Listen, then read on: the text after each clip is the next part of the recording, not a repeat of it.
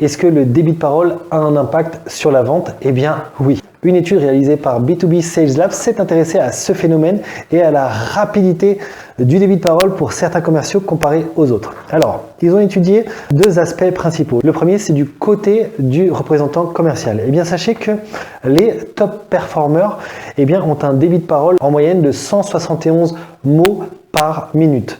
À l'inverse, ceux qui performent moins en vente ont un débit plus élevé puisqu'ils vont débiter 182 mots par minute. Donc la différence en gros entre un top performer et un bottom performer, c'est 6% de débit de parole. Les top performers, vous l'avez compris, vont parler un petit peu plus lentement. Et ça fait une différence. Pourquoi ça fait une différence? Eh bien parce que naturellement, ça va les catégoriser comme des consultants, comme des experts et non pas comme des commerciaux vendeurs.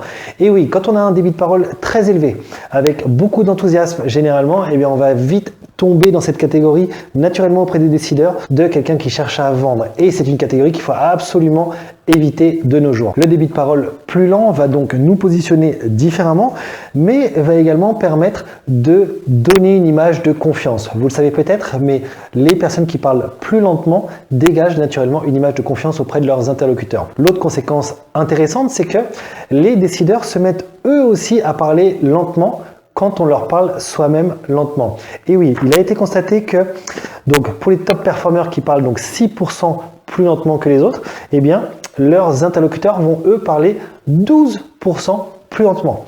12%, c'est véritablement important. Pourquoi? Parce que on est là du coup dans un échange qui est réfléchi, qui n'est pas basé sur l'émotion uniquement, mais avec un interlocuteur qui va écouter ce qu'on lui dit, qui va parler en donnant de véritables informations et non pas nous balayer avec une phrase qui va le débiter rapidement. Et ce débit de parole plus réfléchi de notre interlocuteur nous démontre là aussi qu'il va nous prendre plus au sérieux grâce à ce positionnement d'expert conseiller.